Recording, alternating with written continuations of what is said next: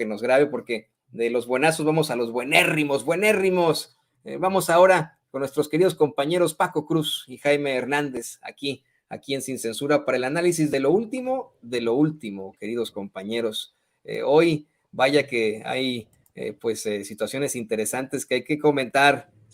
Los saludo primero con mucho gusto y ahorita les doy un poco el panorama, pero Vicente nos informa que han pedido desde el jurado, 12 piezas de evidencia y testimonios. Probablemente, según Keegan Hamilton, el testimonio del exfuncionario coahuilense en el mandato de Humberto Moreira, Héctor Villarreal, y del agente de la DEA, Miguel Madrigal. Los saludo, te saludo, Paco, periodista y escritor Paco Cruz. Saludo primero a ti, estamos con Jaime. Toño, ¿cómo estás? Jaime, buenos días, días todavía. Mira, esto está como, me estoy comiendo las uñas ya, Jaime. O sea, estoy como no apto para cínicos. Sí, mira, hay que esperar y me parece que es buen momento para reflexionar y decirle a la gente que el cártel de Sinaloa, que ahora está ahí en la palestra, que está en la mira de todos, no es una organización que nace ahora, ciertamente crece en los sexenios de Fox, de Felipe Calderón, con Genaro García Luna, pero es una organización a la que podemos rastrear el origen, como en algunas otras partes de la frontera de México, con Estados Unidos, por ejemplo, Ciudad Juárez o Mexicali, hasta principios del siglo XX y se desarrolla la revolución y después ya en 1920 le podemos seguir las pistas a través de la llegada de inmigrantes chinos que algunos, bueno, recuerda, invitados por el dictador Porfirio Díaz para levantar las vías del ferrocarril. Otros llegan después de un gran terremoto en San Francisco, 1906, no recuerdo bien la fecha, pero 1906, llegan, bajan, algunos se insertan hasta Torreón, otros bajan hasta Ciudad Juárez, pero mira, algunos de ellos llegan, como muchos chinos, llegan con negocios muy loables, que nos sobreviven todavía, ¿sí? Los restaurantes chinos no son una casualidad, ni son nuevos. En 1890 ya hay restaurantes chinos, tiendas chinas. El primer gran comercio organizado en México lo organizan los chinos, fíjate, los chinos, otros llegan con lavanderías que ya no subsisten, pero por mucho tiempo, hasta 1990, podíamos encontrar todavía en algunas ciudades lavanderías y planchadurías chinas. Así que llegan comerciantes, llegan obreros, trabajadores a los que explotaban en el levantamiento de vías del ferrocarril, pero otros llegan con otro negocio más lucrativo, ¿sí? Más conocido, que es el opio, e instalan fumaderos de opios. Fumaderos de opio, hoy las llamamos narcotienditas, aunque no son lo mismo, pero bueno, es el equivalente, digamos un sinónimo. Instalan fumaderos de opio. Para 1900 había censados en Estados Unidos más o menos 350,000 adictos al opio. Era legal, recuerden, es decir, eran las drogas duras, cocaína, heroína, los opiáceos eran de curso legal, los empiezan a prohibir hasta 1914, entre el 14 y el 19 empiezan con la marihuana, porque en Estados Unidos había miedo de la marihuana mexicana. Entonces, llegan esos chinos, pero algunos se instalan en Sinaloa y empiezan a cultivar droga y se la pasan bueno, los sinaloenses conocen esa parte del negocio y empieza la producción, lo mismo que empieza, por ejemplo, en Ciudad Juárez, el tráfico hacia Estados Unidos, y se van conformando primero pandillas que son pasajeras y luego ya tienen una connotación de organización, ¿sí? Delincuencia, y se mantienen. Recuerden que los chinos conocen muy bien el negocio porque habíamos tenido 2 guerras del opio, que son comerciales ciertamente, pero el opio es un elemento central en aquellas guerras. Así que conocían bien el negocio, conocían sus efectos, conocían el impacto que podían tener, y despega la producción primero, la producción de drogas, y después la exportación a Estados Unidos, y tenemos ya el nacimiento de organizaciones que después van a derivar en lo que son los cárteles históricos, cártel de Sinaloa, cártel de Juárez, cártel de Tamaulipas un poco más tarde, pero empiezan a desarrollarse y luego vienen el cártel de Tijuana, de los Arellano Félix, sí, y habíamos tenido grandes narcotraficantes en México, por ejemplo, en la Ciudad de México teníamos a Lola La Chata, que en los 20 y en los 30 ya era una gran narcotraficante, en el mercado de la Merced la conocía todo mundo. Así que tenemos, en Ciudad Juárez igual, y en la frontera en Mexicali, no en Tijuana, pero en Mexicali, que todavía era una especie de cantón, más que distrito, lo desarrolla dos coroneles, pero uno de ellos es muy importante porque es Abelardo Luján Rodríguez, que se convierte en el gran capo, a partir de 1919-20, se convierte en el gran capo de aquella zona de la Baja California, se convierte en gran capo. Hay todavía obras de él que son muy conocidas, los casinos de Tijuana, y desarrolla y sabe cómo hacerse del dinero del narcotráfico, y se hace uno de los hombres más ricos de México, tanto que son dueños de Sonora prácticamente. Y así se desarrollan los cárteles de la droga, y en el 32 nos imponen a Abelardo, ya no Luján, se quita acorta el apellido, no sé por qué algunos políticos mexicanos, no es el único caso, acortan el apellido y ya es general Abelardo L. Rodríguez, y en el 32 nos lo imponen como presidente de la República y toman forma los cárteles, y en el 25, mira, ya podemos documentar grandes matanzas como las tenemos ahora. Toño y Jaime, buenos días. No, y saben qué interesante este análisis que haces, Paco. Ahí tienen, en cuanto a esto del que se quitan el apellido, pues ahí está Claudia Salinas Ruiz Massieu, ¿no? Ruiz Salinas Massieu. Pero fíjate, hay algo que dices muy importante, ¿no? La llegada y el inicio de las drogas en México. También llegan muchos chinos a México por el racismo acá en Estados Unidos, racismo legalizado. Se hicieron una serie de determinaciones en el Congreso para prohibir la inmigración desde Asia o para prohibir la realidad de vida de los chinos y de muchos otros asiáticos en California, y por eso se fueron a México, donde tampoco los trataron muy bien. Ahí está la masacre en Torreón a la que se enfrentaron, terrible. Con este tipo de situaciones humanas es que tendríamos que también analizar la realidad en cuanto a la prohibición de las drogas, que a lo mejor podemos enfatizar en eso en un momento más con el querido Jaime, contigo, ¿no? Pero sí hay que decirlo, ¿no? Creo que todo es bajo una idea de racismo. Si la marihuana se convierte en una droga ilegal, es porque los usuarios acá en Estados Unidos eran los afroamericanos, que tocaban esa música tan horrenda que a ellos no les gustaba, pero que ahora todos amamos, y que se llama jazz, que se llama blues, que nos ha enriquecido tanto aquí en los Estados Unidos. Y hay otra cosa importante que me gustaría señalar, que no sé si aporte para el debate, pero hay un libro de Juan Alberto Cedillo que plantea en una tesis muy interesante, que fueron los nazis los que permitieron la llegada precisamente de esos chinos con los opiáceos a Estados Unidos, con tal de que se envenenara pues, a las tropas, a los marinos que podrían proteger la costa oeste de los Estados Unidos, y que tuvo ayuda. Eso es lo que plantea Juan Alberto Cedillo, de nada más y nada menos que del presidente Miguel Alemán Valdés, ¿no? Esa es la tesis de Cedillo, pero a ver si sí es cierto. Y le pido al equipo que nos grabe para también presentar al gran corresponsal de guerra y editor de la Jornada Sin Fronteras, Jaime Hernández. Nos estamos extendiendo con esto, porque siempre es muy padre platicar con ustedes de estas situaciones. Por cierto, Jaime, hoy presentamos una de las notas de la Jornada Sin Fronteras con mucho disgusto, con mucha indignación, esta que habla sobre las determinaciones de DeSantis y cómo es que consigue salirse con la suya para que el Congreso de su estado le permita traficar humanos, que esa es la realidad, ¿no? Traficar humanos a otros estados. Te saludo con mucho gusto. ¿Cómo estás, Toño? Buen día, querido Paco. Pues fíjate que estaba yo, porque claro, es interesante cómo a veces los periodistas tenemos que llenar el vacío en momentos en que se dilucida la suerte de Genaro García Luna.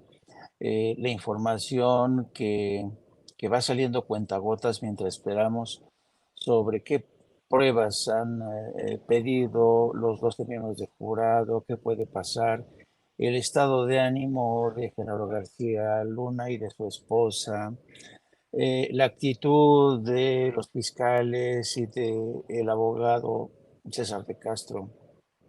Pero a mí me gustaría aprovechar este momento de espera, de expectación, para mirar, para enfocar la cámara hacia distintos ángulos. Y porque me he hecho la pregunta, y yo, bueno, ok, se ha declarado culpable, inocente, pues va a tener como, por donde quiera que se le mire, pues un impacto innegable, ¿no? Pero, por ejemplo, yo me pregunto, ¿qué va a pasar en caso de que se declare culpable Genaro García Luna? Porque Genaro García Luna era una de las muchas piezas que han figurado en esta, digamos, en esta grupo de fiscales, eh, autoridades policiales. Entonces, por ejemplo, ¿qué va a pasar con todos los fiscales que desfilaron desde la presidencia de Vicente Fox? Pienso en Macedo de la Concha, pienso en Marisela Morales. Entonces, perdón, se me soltó la pista de Nato para Cínicos. ¿Qué va a pasar con todos estos fiscales que también formaron parte de esta mafia? ¿No? ¿Nos vamos a limitar a Genaro García Luna? ¿Se sentencia y se acabó? Yo digo que este juicio tiene que tener más, un impacto más amplio, porque de otra manera, efectivamente, aún siendo culpable, va a quedar la impresión de que Genaro García Luna se convierte solamente en un chivo expiatorio de todo lo que ha sido toda una época que va más allá de Genaro García Luna. Entonces, es una buena pregunta. Yo creo que hay muchos culpables que no se han ido de rositas sin pagar sus culpas. ¿Quién no conoce el historial de, por ejemplo, de Macedo de la Concha? Cómo protegía incluso a dueños de medios de comunicación, la alianza establecida entre ellos dos, entre tanto fiscal, el papel de Marisela Morales, ¿no? Que fue premiada en Washington, se le presentó como una de las mujeres más valientes y la verdad, Marisela Morales no es del todo inocente de todo lo que pasó. A lo que voy es que, insisto, muchos, yo creo que hay una especie de esfuerzo por acotar, ¿no? Por acotar el problema y solamente acotarlo a los tiempos de Felipe Calderón y Genaro García Luna. Pero el sistema ha estado podrido desde hace mucho tiempo. Entonces, el presidente de la República ha dicho que él es partidario de una suerte de ley de punto final, ¿no? De una ley de punto final como la que se suscribió en Argentina, ¿no? En la que los militares y todos los criminales, pues, se les perdonó, hubo una amnistía.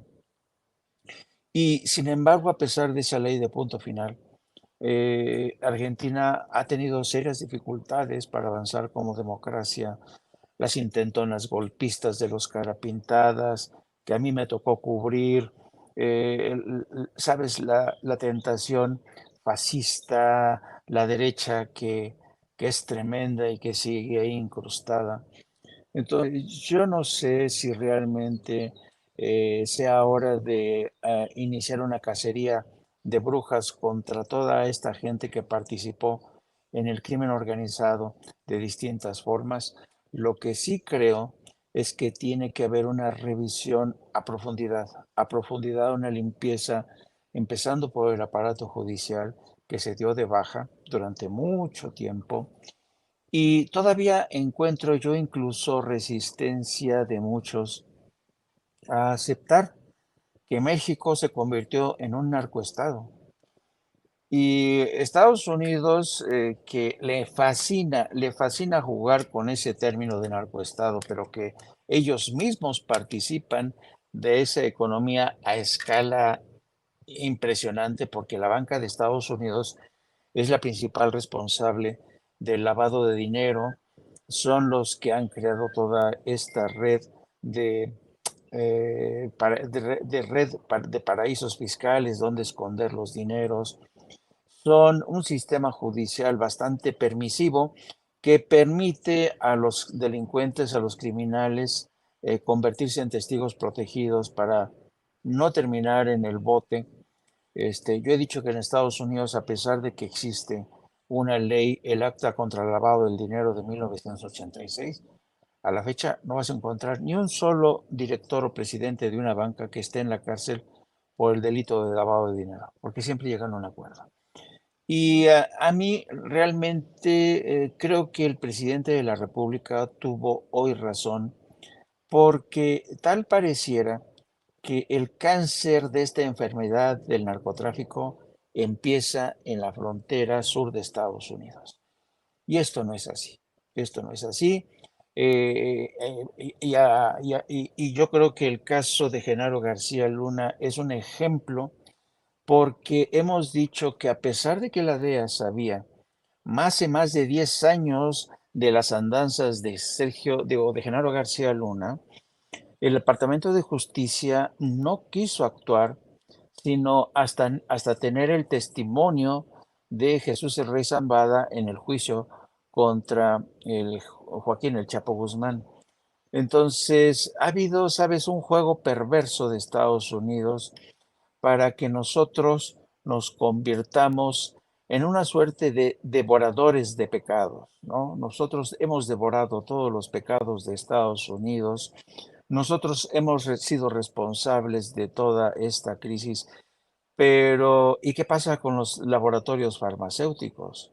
¿Por qué no se habla de las peticiones que le ha hecho formalmente la DEA a la industria farmacéutica para que reduzca la producción de opioides, o para que los médicos abusen en la emisión de recetas en las que a patadas recetan oxicodona? Y entonces todo esto, y según los análisis más serios que se han hecho en Estados Unidos, la crisis de los opiáceos empezó por una industria farmacéutica que era con una voracidad por hacer dinero, casi la misma lógica que los cárteles de la droga, y empezaron a retacar los botiquines de los hospitales, los botiquines de los hogares estadounidenses. Y cuando se sale de control, pues claro, los pacientes, la gente que se vuelve adicta, ya no puede recurrir a este tipo de opioides de forma legal, entonces tiene que recurrir a drogas como el fentanilo, que tiene un uso legal. El fentanilo es para combatir elevadas dosis de dolor, tratamientos posoperatorios del cáncer, incluso para los anestesiólogos lo utilizan. Pero aquí lo que pasa es que hay un uso legal de fentanilo, pero ahora el uso ilegal es lo que se ha disparado precisamente por esta falta de una administración sabia a ese tipo de medicamentos de la industria farmacéutica, que se da la circunstancia que es una de las principales, son como, al igual que la Asociación Nacional del Rifle, la industria farmacéutica es como el hada madrina de los partidos demócrata y republicano. Basta ver cualquier canal de televisión en Estados Unidos y cómo te bombardean las compañías farmacéuticas con sus productos, sus medicinas milagro, el último medicamento para que usted pueda dormir, el último medicamento para que combatir esto y lo otro. Y claro, todo este proceso se ha convertido en una espiral, pero alguien desde Estados Unidos, alguien desde la DEA denuncia a las compañías farmacéuticas, pues no, no. Y es más fácil acusar, como hizo la directora de la DEA apenas ayer o antier, acusar a México, porque México es el principal responsable del suministro del fentanilo. Y yo creo que Andrés Manuel López Obrador tiene razón al pedirle a Estados Unidos mayor honestidad y eh, mayor transparencia en el combate de la drogadicción que ellos mismos han iniciado. Hablaban antes de cómo los soldados que regresaron de Vietnam pues fueron carne de cañón para justamente seguir con sus dosis de heroína que se utilizaba para cortar de tajo con dolores en las operaciones salvajes a las que eran sometidos en campo de batalla. Pero a pesar de ello, la industria farmacéutica, que para mí es uno de los principales factores de la crisis de los opiáceos en Estados Unidos, nadie le tira una piedra al muro de las farmacéuticas. Entonces, yo creo que hay muchas culpas por repartir a propósito de este juicio y ojalá que este tipo de juicios no solo sirvieran para que las grandes medios de comunicación en México exploraran la mejor manera de sacar raja política para eludir responsabilidades, ocultar complicidades con el crimen organizado y de paso tratar de manchar la imagen de México y del presidente Andrés Manuel López Obrador. Yo creo que realmente estamos ante un fenómeno serio, un problema serio, porque, ojo, el tema de la drogadicción, que antes solamente golpeaba a Estados Unidos, hoy golpea a México. México dejó de ser un país trampolín desde hace mucho tiempo. En la época de Carlos Salinas de Gortari, que llegaban los aviones cargados de cocaína, y Raúl Salinas les permitía, eran tiempos en que México era solo un país de tránsito. Pero ahora México es un país consumidor. Hay jóvenes que están muriendo también en México porque comprar una dosis de estos opiáceos de fentanilo realmente ya no es tan caro. Entonces, este es un tema, sabes, muy vasto en el que tendría que dar paso a otro tipo de debates que atañe, lo hemos dicho una y otra vez, medios de comunicación, la esfera política, el aparato judicial, el sistema penitenciario y el poder político, que es quizá donde más daño ha causado el tema de la droga. No, y la verdad es que la única salida que yo le he visto, por ejemplo, al problema de las armas aquí en los Estados Unidos, al enfrentarse a ese poderío que tiene la Asociación Nacional del Rifle aquí, todos esos lobistas, cabilderos, todos esos políticos que tienen la bolsa, era esta demanda que hizo el gobierno de México sobre las vidas que han causado, pues precisamente la industria, porque aquí es nomás de dientes para afuera lo que se plantea, como bien menciona Jaime, en tanto a farmacéuticas como en cuanto a armas. Y vuelve a haber otro tiroteo espantoso en algún lugar y tenemos a Biden ahí diciendo, condenándolo y diciendo, esto es culpa de las empresas armamentistas. Pues sí, pero ¿y luego cuándo las van a cerrar o cuándo las van a sancionar o cómo le hacemos, chavo? ¿No? O sea, sí, exactamente. O cuando hay problemas con los opiáceos, tienes ahí a la DEA y a los gobernadores republicanos de los Estados Unidos echándole la culpa a México, que es lo más fácil, ¿no? Es que el presidente López Obrador, que es comunista, así lo ven ellos, ¿no?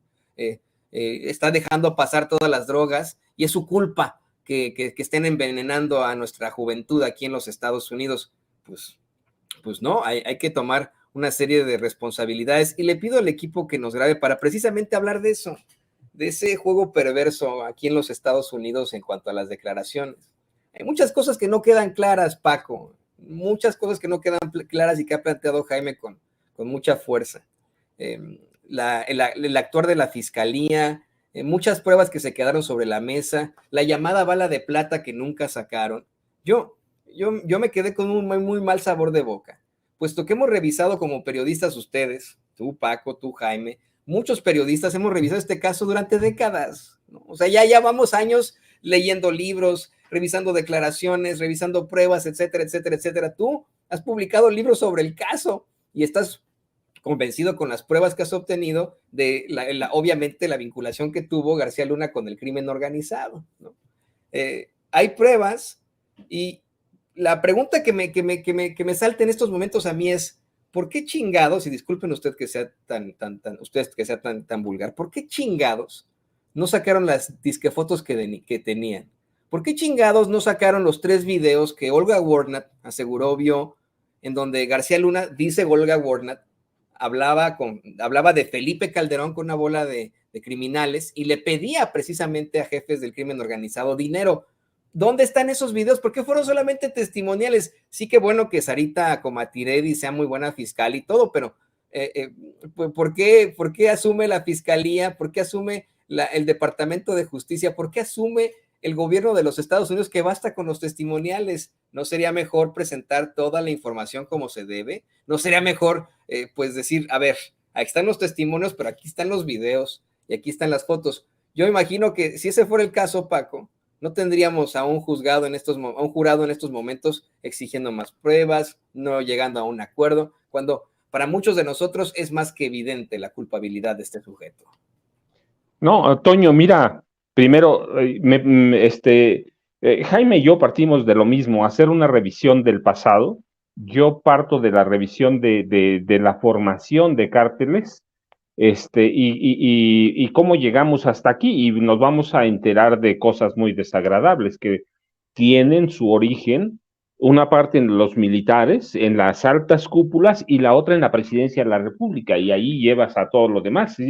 Hay que hacer una revisión. Hoy está en juicio Genaro García Luna, pero hemos tenido cualquier cantidad de capos del nivel de García Luna, menos conocidos, insertos en el gobierno federal. Yo les platicaba el caso de Abelardo L. Rodríguez, pues tienes al presidente de la República controlando el narcotráfico y considerado el primer embajador de la mafia en México. Es decir, sí hay que hacer una revisión del pasado, la podemos hacer, es decir, no puede ser una revisión sola, sino una sombrilla de la que se desprenden rayos que nos van a guiar por todos lados, hasta que le encontremos, por lo menos no la salida, porque es muy complicado, los chinos,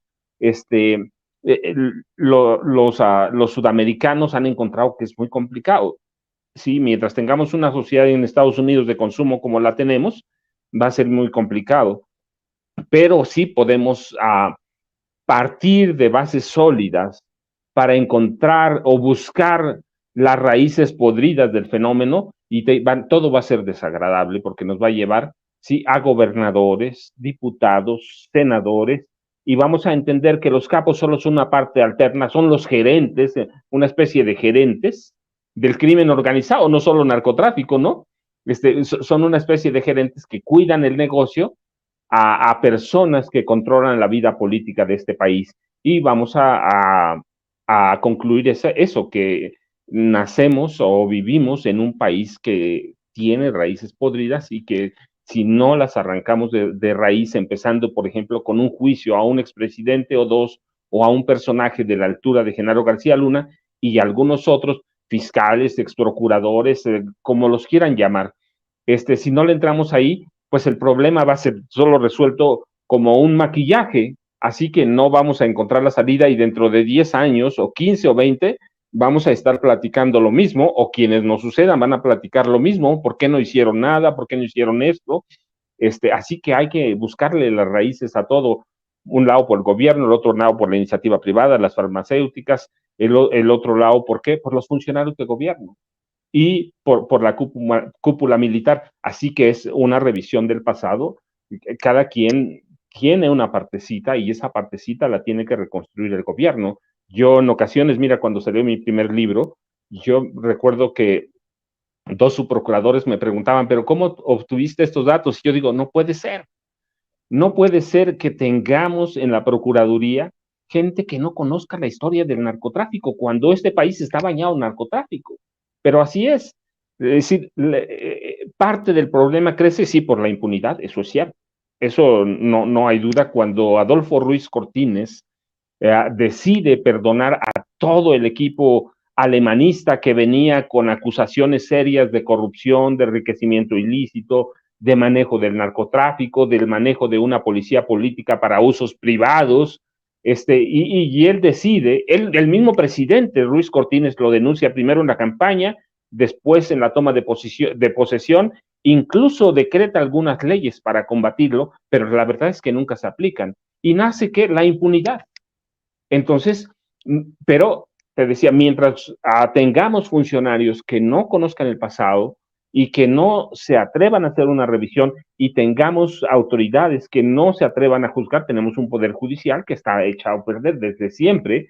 Ernesto Zedillo lo renovó completo, pero lo renovó para someterlo porque aquel poder judicial, aquella Suprema Corte rendía honores a Carlos Salinas de Gortari, si no lo renovó con una idea de darle independencia judicial, sino de cambiar las cosas para seguir igual, para que la nueva Corte no tuviera los tintes salinistas, pero respondiera a los intereses del presidente Ernesto Zedillo Ponce de León, que venía con un grupo muy, muy débil, con un grupo que no podía hacer frente a un expresidente. Entonces, por eso urge revisar el pasado. Y por el otro, mira, Estados Unidos, bueno, lo habíamos advertido también, Estados Unidos monta un show propio, un espectáculo, que esos son en parte los juicios por jurado popular, monta un espectáculo de acuerdo con sus intereses. ¿Qué le interesa a Estados Unidos? Es decir, castigar, pero no castigar tanto, porque Genaro García Luna finalmente sí tiene cosas que les interesan a ellos. ¿Qué les interesa? El dinero, no, el dinero se lo quedan, porque ellos controlan el sistema bancario internacional. Es a estas alturas a donde están los mayores banqueros, y ellos controlan parte del mundo, ¿sí? En cuestiones financieras. Así que el dinero se lo van a encontrar mañana o pasado. Yo les explicaba, el dinero de Chapo nunca se encontró, el dinero de Amado Carrillo Fuentes, el Señor de los Cielos, tampoco nunca se encontró, pero estaba en el sistema bancario. Entonces, ellos le pueden seguir la pista, eventualmente se la van a seguir, pero a lo que no le pueden seguir la pista y qué es lo que les interesa y que eventualmente de una u otra forma lo van a tener, es la información que tiene Genaro García Luna. ¿Qué información? Pues la de todos los políticos que van construyendo la seguridad nacional de este país y que incluye empresarios, militares y burócratas del sector judicial y claramente políticos insertos en el sistema, en el poder legislativo. Si quieren un mapa completo, ¿lo van a obtener? Claro que lo van a obtener, eventualmente, de una u otra forma, lo van a obtener, se lo van a quitar y tú sabes, siempre lo van a usar conforme o de acuerdo con sus intereses. Así lo han hecho cada que hay golpes de Estado, cada que ellos los encabezan. Entonces, no es la primera vez que nos dan un espectáculo. Nos quedan a deber, sí, sí. La cuestión es que nosotros no somos los fiscales, son ellos y ellos hacen su juego, es un juego para ellos. Yo lo había señalado, es decir, no debemos pensar que están haciendo algo por nosotros. Lo están haciendo con su sistema, por su sistema, para ellos, y ellos tienen intereses determinados. Y así lo debemos entender, por cruel que parezca. Y debemos entender que no les interesamos, no les vamos a interesar nunca, ¿sí? Mientras sean la gran potencia mundial, porque sí son la primera potencia, hay que ver nada más el tipo de armamento y hay que ver todos los presupuestos, las bases militares.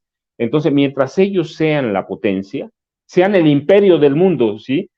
Mientras sean el imperio y China intente, pero no, es decir, la penetración china todavía no es más allá de cierto límite, y los rusos también, mientras siga siendo el gran imperio, nada les va a importar. Se importan ellos, no tienen amigos, tienen intereses, y podemos ver las invasiones a Guatemala, a Panamá, el golpe de Estado en Chile, las dictaduras en Argentina, ¿sí?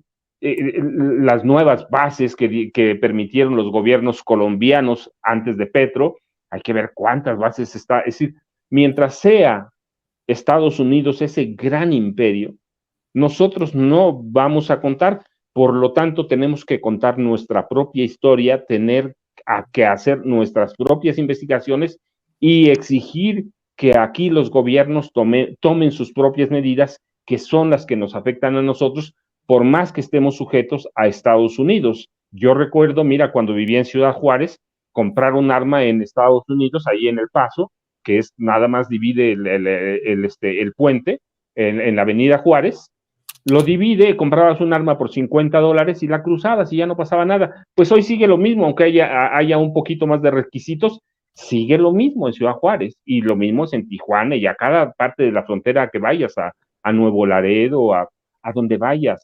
Si el debate va a estar ahí, pero lo importante para mí es que tomemos medidas aquí y nosotros reconstruyamos nuestra historia por todos lados posibles que podamos hacer. No, y además, fíjense, ¿no? Exceptuando Texas, la mayoría de las armerías tienen un proceso de compra de armas, pero hay una forma en la que compra muchas veces el crimen organizado las armas acá en Estados Unidos. Mucha gente que no quiere dar sus datos, ¿no? Las expos de armas, que son muy, muy famosas en todos los estados aquí en Estados Unidos, va una persona, como hay una laguna en la ley para que los comerciantes puedan hacer su negocio, y no tengan que exigirle a la persona que vaya a comprar esa arma datos. Pues simple y sencillamente la pueden vender ese día. Ese mismo día uno va a una expo de armas y si quiere una AK-47, si quiere una bazooka, la puede comprar sin ningún tipo de tapujos.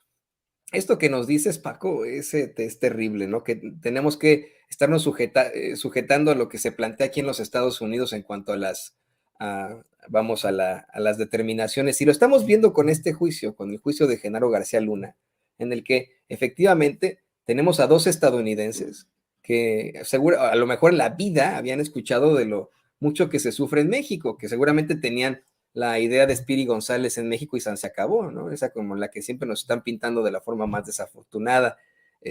Y además de todo, se reservan toda esta información. Tienen, como bien dices, la información de García Luna. Digo, pues sí, pero que la compartan, que la hagan pública. Ahí está bien clasificada esa información, no, no, no, que la compartan. Y por eso le pido al equipo que nos grabe para hacer la misma pregunta a Jaime.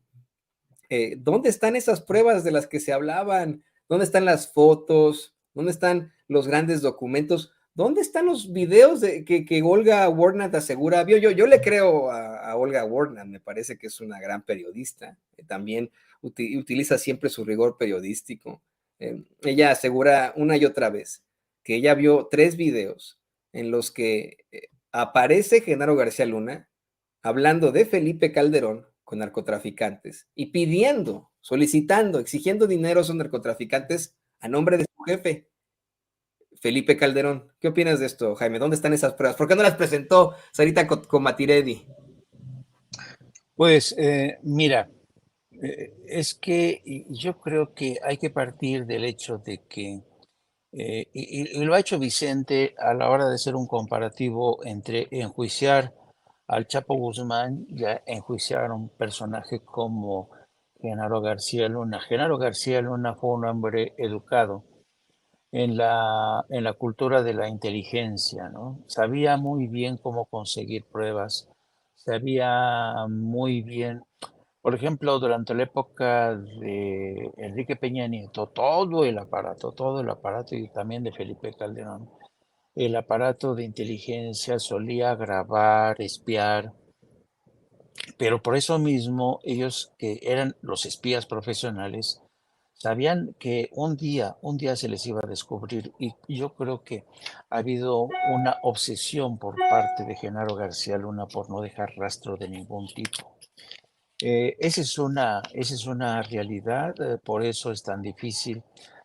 También tengo la impresión de que mm, siempre que nos enfrentamos con las agencias de inteligencia de Estados Unidos, uno de los argumentos que suelen eh, señalar es que algún tipo de información no la comparten porque no quieren que se descubra qué tipo de tecnología y métodos emplean ellos para recabar información, porque el sistema de inteligencia de Estados Unidos es uno de los más sofisticados del mundo. Y yo no he conocido un sistema tan invasivo, que sean capaces de grabarte, espiarte, a través de con tu teléfono celular, aun y cuando éste esté apagado. Incluso los países que son aliados de Estados Unidos, todos sus sistemas de inteligencia Por ejemplo, el sistema de inteligencia alemán, que también es uno de los más respetados. Todas las reuniones de gabinete con temas sensibles que tengan que ver con negociaciones para, qué sé yo, para vender armamento a Arabia Saudita o para tratar de formular una política contra Estados Unidos, ese tipo de reuniones se celebran en cuartos sellados y no se permite la entrada de teléfonos porque saben que los servicios de inteligencia de Estados Unidos son capaces de espiarte incluso si tu teléfono está apagado.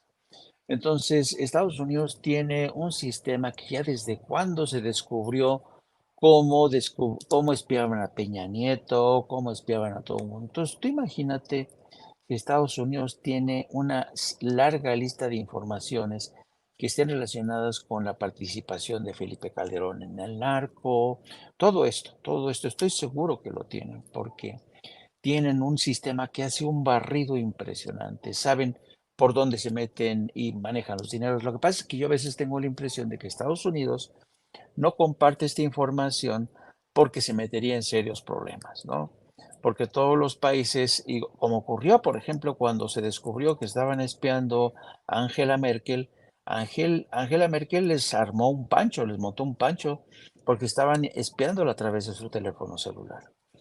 Entonces, las pruebas quizá seguramente existen, pero las pruebas muchas veces tienen que ser autorizadas por un juez que supervisa la recolección de este tipo de espionaje. Realmente no hay un mundo más opaco que el de la inteligencia de Estados Unidos, ¿no? Pero viniéndonos otra vez, regresando al tema de Genaro García Luna, el propio García Luna era un hombre que conocía el sistema de espionaje de Estados Unidos, era un hombre entrenado, educado, y sabía que era inevitable casi que algún día alguien se fuera de la boca, como ha ocurrido. Entonces decía, en última instancia, si esta gente me va a acusar, va a ser mi palabra contra su palabra. Y yo creo que cometió un exceso de confianza ahí Genaro García Luna. No calculó los entretelones, las ventajas que tiene el sistema judicial de Estados Unidos que le permite a un criminal, a un convicto, llegar a este tipo de acuerdos y convertirse en esos testigos protegidos que sabían de sus andanzas. Entonces, yo creo que además, y el juez Kogan fue muy tajante en esto, insistió en que los testimonios de los testigos tienen que ser considerados como prueba. Así es que estamos ante dos sistemas judiciales completamente distintos. A muchos de nosotros nos gustaría, como tú dices, Toño, ver esas pruebas que escuchamos de oídas que alguien vio un video, todo este rollo. Pero el sistema judicial de Estados Unidos va por otro carril. Esperemos que, a ver, si fuera, si fueran los miembros del jurado mexicanos, te apuesto que se estarían haciendo las mismas preguntas que nosotros. Pero como son estadounidenses, pues más o menos ya están familiarizados con el sistema. Así es que creo que es una de las explicaciones. Oye, y déjenme decir algo porque acotar a lo que dijo el maestro Paco Cruz en relación a la posibilidad de hacer una revisión del pasado. Y, y voy a aprovechar esta oportunidad porque, por ejemplo, si uno revisa los libros de Francisco Cruz, se van a dar cuenta que las investigaciones de Paco Cruz son muy escrupulosas y además Paco Cruz tiene esta vieja escuela que visita distintas fuentes, cruza información, ¿no?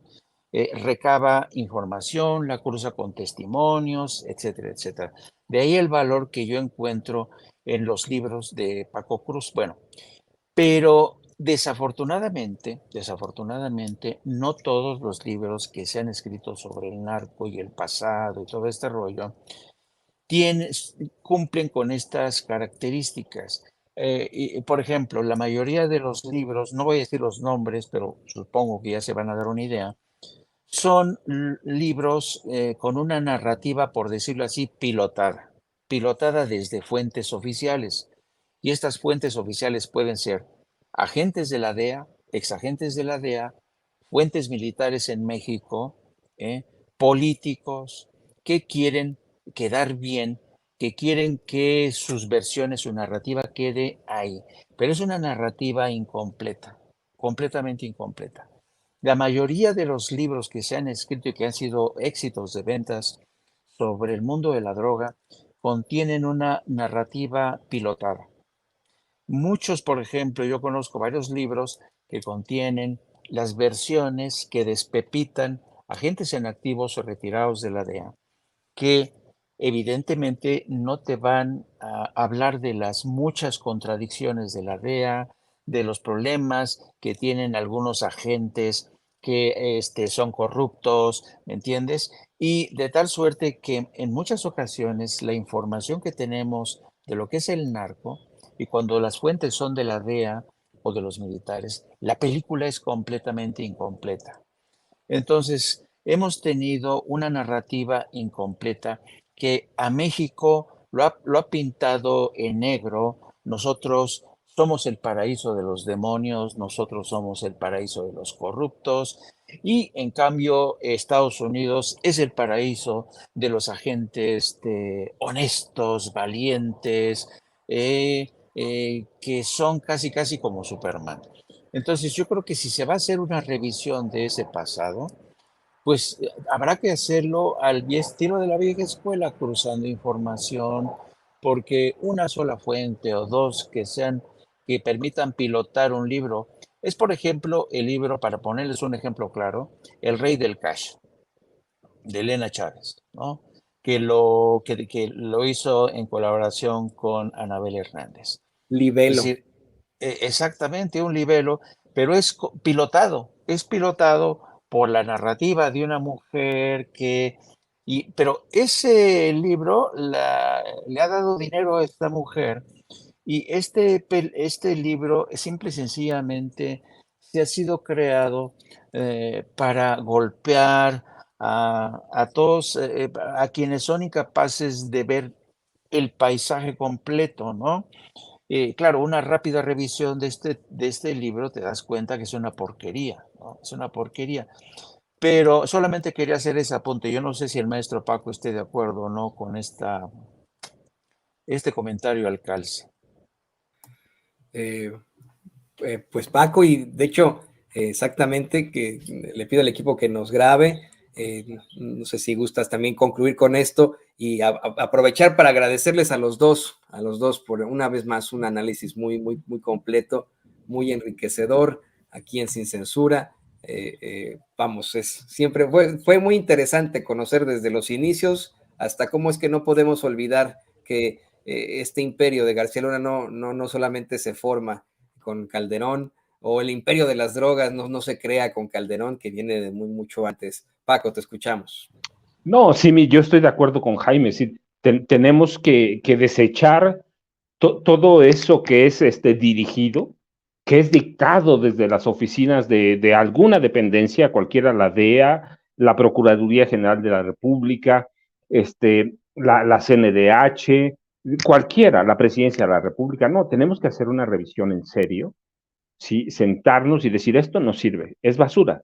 Incluso, mira, los intelectuales orgánicos que han escrito una historia, que lo han hecho con las patas, ¿sí? Son muy respetados entre esa clase política que crearon el PRI y el PAN, pero cuando los revisas, pues hay cosas que nunca escribieron. ¿Por qué? Pues porque les pagaban por escribir la historia, ¿sí?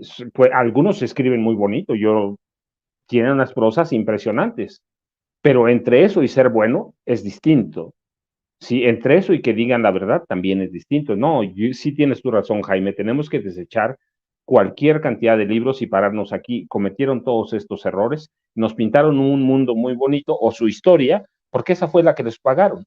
Les pagó Echeverría, les pagó Salinas, les pagó Peña Nieto, les pagó Cedillo. Sí, les pagaron por escribir la historia. Y esas historias pagadas, cuando hay tiempos como el de ahora, son muy peligrosas y nos hacen chocar con la realidad. ¿Cómo es que existía esto y no lo veíamos? Sí, mira, yo pongo a veces un ejemplo cuando voy a conferencias. En 1984 asesinaron a Manuel Buendía Tellez Girón en la Ciudad de México, que ha sido uno de los columnistas más respetados en este país, uno de los que más acuciosamente investigaba algunas cosas o temas, sobre todo la derecha y la penetración de la CIA, pero bueno, la cuestión es que lo asesinan desde la Dirección Federal de Seguridad y después Miguel Ángel Granado Chapa, otro periodista serio, reconocido, advierte que tenemos ya el primer crimen de la narcopolítica y nos negamos a ver esas señales y estamos a donde estamos. Así que urge hacer una revisión de la historia desechando todo eso que nos sirve, que son libelos, que fueron libros por contrato o libros escritos por intelectuales o periodistas que estaban al servicio del régimen en turno. Así que sí creo que hay que hacerlo y que este capítulo García Luna nos está dejando unas enseñanzas grandísimas y todas las fallas y todos los huecos que tiene la historia de México. Así que, Toño, no, pues yo les agradezco como todos los días. Jaime, ya ahora te voy a citar a ti, mira, es un mundo no apto para cínicos. Yo les agradezco, ya saben, @Paco Cruz Jiménez en Twitter, Francisco Cruz Jiménez en Facebook, y no, pues seguimos aprendiendo, va. Venga, muchachos, no cínicos, querido Paco Cruz, escritor y periodista. Querido Jaime, también por favor compártenos tus redes sociales para que la gente se ponga en contacto contigo. Y miren, esta noche regresan estos grandes maestros del periodismo a Sin Censura Nocturno, no se los vaya a perder, va a estar buenísimo el programa de esta noche, viernes por la noche, viernes social de Sin Censura. Luego son otros viernes más interesantes, pero vamos a tener un viernes muy interesante. Te vi venir, viernes sensual ibas a decir, Toño. Estos son más. Bueno, pero ahora que no voy se contuvo, mira. En mayores camisas de 11 varas, ¿no? Pero hoy, esta noche estarán los maestros y querido Jaime, pues compártanlo en nuestras redes sociales y tus redes sociales y tus redes sensuales. Eso. Pues dentro de casi poco más de una hora vamos a estar al aire en No Apto para Cínicos. Búsquenos en YouTube, No Apto para Cínicos, denle la campanita para que les avise, les notifique. También les pido que me sigan a través de mis redes sociales en @JaimeJourno y a través de la sección de la Jornada Sin Fronteras. Como siempre, un placer. Déjenme mostrarles nada más al ideólogo de cabecera de No Apto para Cínicos, Yago, que siempre está aquí. Que a veces no le gustan algunos comentarios, ¿no? Exactamente. Él está muy de acuerdo con ciertas cosas, es tu censor ahí, dile que pues ahí van las ricas croquetitas. Y muchas gracias, queridos amigos, por esta participación. Véalos esta noche. Toño, gracias. Wow, Paco. Gracias a ustedes. Vea a nuestros sensuales colaboradores esta noche, a Jaime Hernández, corresponsal de guerra, editor de la Jornada Sin Fronteras, y por supuesto, Paco Cruz, escritor y periodista aquí en Sin Censura.